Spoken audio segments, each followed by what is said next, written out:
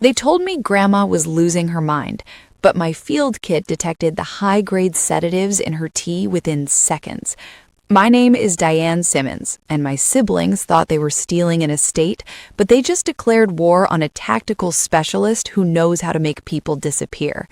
To understand the gravity of the mistake my brother Kevin and my sister Sarah made, you have to understand where I had just come from. I hadn't been working security at an embassy, which was the cover story I gave the family 5 years ago. I was deep in the jagged mountains of a hostile region in Eastern Europe, working as a frantic extraction specialist for a private military contractor. My job description was simple: go into places that didn't officially exist, retrieve assets that weren't there, and leave no trace behind. I lived in a world of tripwires, thermal imaging, and adrenaline. I slept in 3-hour bursts with a jagged knife taped to my ankle, so when I finally rotated back to the States for a mandatory 6-month decompression leave, all I wanted was the smell of my grandmother's lavender garden and the creak of the front porch swing. I expected peace. I found a crime scene. The family estate, the Hawthorne, sits on 40 acres of prime real estate in upstate New York. It's old money, the kind that survives depressions and wars. Grandma Eleanor raised us there after our parents died in a car wreck when I was 10. She was a titan of a woman, sharp-tongued, brilliant, and fiercely protective. When my taxi crunched up the gravel driveway, the house looked neglected. The ivy was overgrown, choking the brickwork, but it was the silence that hit me first. The house used to hum with life. Now it felt like a mausoleum. Kevin met me at the door. He's 3 years older, soft around the middle now, wearing a tailored suit that cost more than my first car, but couldn't hide the sweat stains at his collar. "Diane," he said, forcing a smile that didn't reach his eyes. "You look intense. Rough trip?" "Long flight," I lied, dropping my duffel bag. It contained 2 changes of clothes and about $50,000 worth of surveillance tech I hadn't returned to the armory yet. "Where's Grandma?" "She's resting," Sarah's voice floated down the stairs. My younger sister looked pristine, manicured to within an inch of her life, clutching a tablet like a shield. "You need to prepare yourself, Di. She's not the woman you remember. The dementia came on fast. It's aggressive." I frowned. Grandma was 78, sure, but the last time we Skyped 6 months ago, she was doing the New York Times crossword in pen and lecturing me on the geopolitical instability of the South China Sea. "Dementia?" I repeated, keeping my voice flat. "It's tragic," Kevin sighed, clapping a hand on my shoulder. I had to physically suppress the reflex to snap his wrist. "She barely recognizes us. She's sundowns early. We've had to take control of the finances, the estate management, just to protect her, you understand." "Let me see her." They led me to the sunroom. Grandma was sitting in her wheelchair, staring blankly at the dust motes dancing in the light. She was thin, too thin. Her skin was gray, her mouth slack. "Grandma?" I knelt beside her. Her blinks slowly, her eyes unfocused. She looked at me, and for a split second, I saw a flicker of panic, a desperate plea screaming from behind a chemical fog, before her eyes rolled back and she slumped. "Here, Grandma, have your tea," Sarah said, bustling over with a floral cup. "It helps her calm down when she gets agitated." That was the first red flag. Grandma hated tea. She was a coffee drinker, black, 2 sugars, until the day she died. The smell wafting from the cup wasn't just chamomile. It had a metallic, sickly sweet undertone that triggered a muscle memory from a job I did in Jakarta involving a warlord who liked to keep his prisoners docile. "I'll take that," I said, intercepting the cup. "Diane, don't," Sarah snapped, her mask slipping. "She needs her medicine." "I'm just going to cool it down for her," I said, flashing a smile that I used when I was about to breach a door. "Give us a minute. I haven't seen her in 2 years." Reluctantly, they left. The second the door clicked shut, I pulled a vial from my pocket, a standard-issue field test kit I kept for water purity checks in the jungle. I dipped a strip into the tea. It turned a violent, dark purple. Benzodiazepines. A massive dose, mixed with something else. Scopolamine, maybe? The devil's breath. It keeps you compliant, wipes your memory, and makes you a zombie. I looked at my grandmother, the woman who taught me how to read, how to stand up for myself, how to survive. They weren't caring for her. They were deleting her. I poured the tea into a potted plant, a hardy fern that would probably be dead by morning, and sat holding Grandma's hand until her breathing steadied. "I'm home, Grandma," I whispered, "and I'm activating protocol." That night, I didn't sleep. I went to work. My siblings thought I was just Diane, the security guard. They assumed my job involved checking IDs at a consulate. They didn't know I spent the last 3 years hunting human traffickers and dismantling insurgent cells. They didn't know that I view a house not as a home, but as a tactical grid. I waited until 2 a.m. The house was silent. I slipped out of my room, moving on the balls of my feet, avoiding the floorboards I knew were creaky from childhood. I was a ghost in the hallway. I started with the network. Kevin was lazy. He hadn't changed the Wi-Fi admin password from the default. Within 10 minutes, I had mirrored the entire home network to my encrypted laptop. I had access to their emails, their bank accounts, and their text messages. Then came the physical surveillance. I planted pinhole cameras in the molding of the living room, the kitchen, and most importantly, Kevin's study. I placed high-gain audio bugs behind the paintings in the hallway. By 4 a.m., I was back in my room, headphones on, watching the data roll in. It was worse than I thought. I pulled up Kevin's browser history, online gambling, crypto schemes that had tanked. He was leveraged to the hilt. He owed sharks in the city almost $500,000. Then I checked Sarah's texts. She was talking to a development partner. She wanted to bulldoze the estate, subdivision the 40 acres, and turn the main house into a boutique hotel she could run for Instagram clout. They had a lawyer, a guy named Vance, coming over in 3 days. They were drafting a revised will and a total power of attorney transfer. They were going to have Grandma sign it. If she refused, I found a text from Kevin to Sarah. If she's not lucid enough to sign, we up the dosage. If she stops breathing, well, the doctor already signed off on advanced age and heart failure as a pre-filled cause. We're covered. I stopped reading. The air in my room felt freezing, but my blood was boiling. I sat there in the dark, the blue light of the monitor illuminating the scar on my forearm. I could have called the police, but the police require evidence, warrants, and time.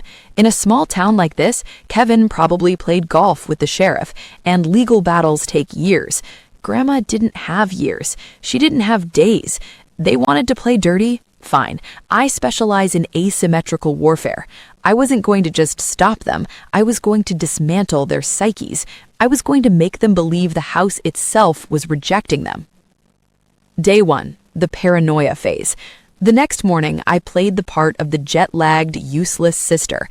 I spent the day sleeping in my room while actually monitoring the feeds. Kevin and Sarah were comfortable, too comfortable. They sat in the kitchen drinking wine at 11 a.m. "Did she drink the tea this morning?" Kevin asked. "Yes," Sarah replied. "She's out cold in the library. Diane is still asleep. God, she's useless. All that military training and she sleeps till noon." "Let her sleep," Kevin sneered. Once the paper... I waited until they went out to the patio for lunch. I slipped into Kevin's study. I didn't steal anything. I just moved things. I took his expensive fountain pen and placed it in the trash can. I rotated his desk chair 180 degrees. I took the stack of unpaid bills he was hiding in a drawer and laid them fanned out on the center of his desk. Then I went to Sarah's room. I hacked her Bluetooth speaker. That evening, the fun began. Kevin went into his study and I heard the shout from the kitchen. "Who the hell has been in here?" I walked in, rubbing my eyes, looking drowsy. "What's wrong, Kev?" "My stuff, it's moved. Did you touch my desk?" "I've been asleep, Kevin," I said calmly. "Maybe you moved it and forgot. You look stressed. Are you sleeping okay?" He looked at me, flushed and angry. "I didn't move it." Later, Sarah was in the bath. I used my laptop to connect to her bathroom speaker. I had a recording of Grandma from an old home video where she was scolding us as kids. I isolated the audio. "I know what you're doing. I see you." I played it at a barely audible volume, buried under the white noise of the running water. Sarah came running downstairs 10 minutes later, wrapped in a towel, pale as a sheet. "Did you hear that?" "Hear what?" I asked, flipping through a magazine. "Grandma, she was screaming." "Sarah, Grandma is in a vegetative state thanks to her Condition, I said. She hasn't spoken a word all day. I heard her, Sarah shrieked. Stress, I said clinically. You guys really need to relax. Day 2, the asset freeze. Thursday, one day before the lawyer arrived. It was time to tighten the noose. I utilized a contact I had in Cyber Command, a guy who owed me his life after an op in Venezuela. I didn't need anything illegal, just bureaucratic obstruction. Kevin went to pay for lunch with his platinum card. It was declined. I watched on the kitchen camera as he frantically called the bank. What do you mean, flagged for suspicious activity? I'm the owner. A federal hold? What the hell is a federal hold? He slammed the phone down. Meanwhile, I had swapped the tea again. I had been systematically replacing their toxic brew with regular herbal tea since I arrived, flushing the drugs down the toilet. Grandma was waking up. I spent the afternoon in her room. The fog was lifting from her eyes. She looked at me, really looked at me, and squeezed my hand. Diane, she rasped. I'm here, Grandma. They make me feel so tired. The tea, it tastes like metal. I know, my voice trembling with rage. No more tea. Are you strong enough to trust me? I need you to play along for one more day. The Iron Lady of the Hawthorne estate surfaced in her eyes. I raised you, didn't I? I can handle a few snakes. Day 3, the dinner party. Friday evening. The lawyer, Vance, arrived in a Porsche that screamed midlife crisis. He had a leather briefcase and a predatory smile. Kevin and Sarah were on edge. This psychological ops had worked. Kevin hadn't slept. He kept checking his bank accounts, which were currently frozen. Sarah was jumping at shadows, convinced the house was haunted. I had prepared a special dinner. I told them I wanted to contribute. We sat in the formal dining room. The chandelier cast long shadows. Grandma was wheeled to the head of the table.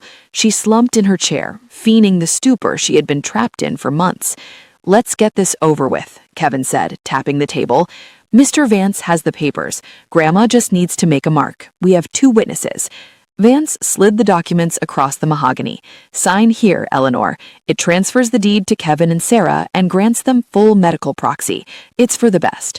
Kevin shoved a pen into Grandma's limp hand. Come on, old girl, sign it.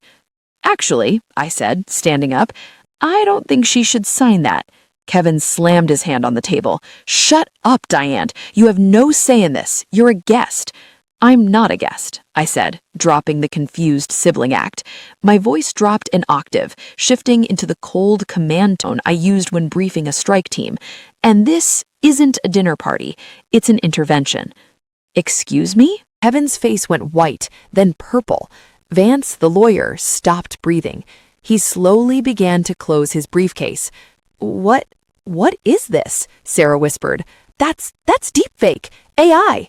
It's 4K resolution recorded on a localized closed-circuit loop, I said calmly, uploaded to a secure cloud server that triggers an automatic release to the district attorney, the FBI, and every local news outlet if I don't enter a failsafe code every 12 hours. Kevin stood up, knocking his chair over. He wasn't the brother I grew up with anymore. He was a desperate animal. You witch, you wiretapped us? I conducted a threat assessment, I corrected. Give me the laptop, Kevin roared. He lunged at me. It was almost pitiful. He swung a wild haymaker punch. I didn't even move my feet. I stepped inside his guard, blocked the arm, and drove my palm into his solar plexus. He folded like a lawn chair, gasping for air, retching on the expensive carpet. Sarah screamed and grabbed a steak knife from the table.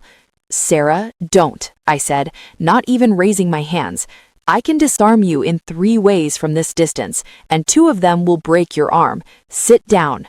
She looked at my eyes, really looked at them, and saw something there that terrified her more than the police. She dropped the knife. Mr. Vance, I said, turning to the lawyer who was currently inching toward the door. I didn't know, he stammered. I was just drafting standard documents. I had no knowledge of... I have your emails too, Vance, I said, the ones where you discuss your 5% cut of the estate sale for expediting the process. Sit down. He sat. Then the moment of truth. Grandma, I said, Eleanor Simmons sat up straight. She shed the slump of the invalid. She looked at Kevin, wheezing on the floor, and Sarah, trembling in her chair. The look of disdain on her face was colder than any winter storm. "You ungrateful, parasitic children," Grandma said, her voice clear and sharp as cut glass. "Grandma," Kevin wheezed, you're okay?" "No thanks to you," she spat. "Poison in my own home, by my own blood." We were in debt," Kevin sobbed. "We didn't want to hurt you, we just—" "You planned to kill me," she said. "I heard you, on the TV, and I heard you when I was drifting in that darkness you put me in." I walked over to the sideboard and picked up my phone. "Here is what is going to happen," I announced, taking command of the room. Option A, I let the timer run out, the evidence goes to the authorities, you go to prison for attempted murder, elder abuse, and conspiracy. Vance gets disbarred and jailed. The story hits the news and you become pariahs. Sarah was sobbing openly now. "Please, Diane, please." Option B, I continued, you sign everything, not the estate. You sign full confessions. You sign waivers of inheritance. You sign over your rights to any penny of this family's money. Then you leave. You leave tonight. You never step foot on this property again. If you contact Grandma, the evidence drops. If you come within 10 miles of this town, the evidence drops. "And the debt?" Kevin asked, wiping slime from his mouth. "The sharks?" "Not my problem," I said coldly. "You're a big boy. Figure it out." I placed 3 documents on the table. I had typed them up myself. Vance signed first, his hand shaking so badly he tore the paper. He ran out of the house without his briefcase. Kevin and Sarah signed next. They looked like ghosts. They had lost everything: the money, the house, the reputation, and their family. "Get out," Grandma said. She didn't shout, she just said it with finality. They grabbed their coats. Sarah tried to look at me, maybe to beg, maybe to curse me, but she couldn't make eye contact. They walked out the front door into the cold night. I locked the door behind them. I engaged the deadbolt. Then I engaged the secondary electronic locks I had installed yesterday. I went back to the dining room. Grandma was weeping, silently. It's a hard thing to realize you raised monsters. I knelt beside her. "It's over." "They were my babies," she whispered. "I know, but they chose this. You're safe now." The aftermath. That was 6 months ago. The Simmons family scandal never hit the news because I kept my word, as long as they stayed away. Kevin is working construction in Nevada, trying to pay off his debts before his kneecaps get broken. Sarah is attempting to be an influencer in a cheap apartment in Jersey, but it's hard to project a lifestyle of wealth when you're working double shifts at a diner. I didn't go back to the Black Ops unit. I sent in my resignation. I realized I had been fighting to save the world while my own world was rotting from the inside out. I live at the Hawthorne now. I run the security, I manage the estate. Grandma is doing better. Her health took a hit from the chemicals, but she's resilient. We spend our mornings in the garden. She drinks her coffee black, and I drink mine with a dash of milk. Sometimes, late at night, I check the perimeter sensors. I watch the cameras. Old habits die hard. My siblings thought they were playing a game of checkers against a senile old woman.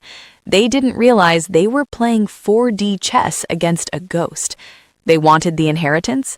They got exactly what they deserved. Nothing. And me? I got the only thing that matters. I got my grandma back. If there's a moral to this story, it's this. Check on your elderly relatives. And if you're planning to steal from your family, make sure the quiet sibling in the corner isn't trained to topple governments before breakfast. Because we notice everything.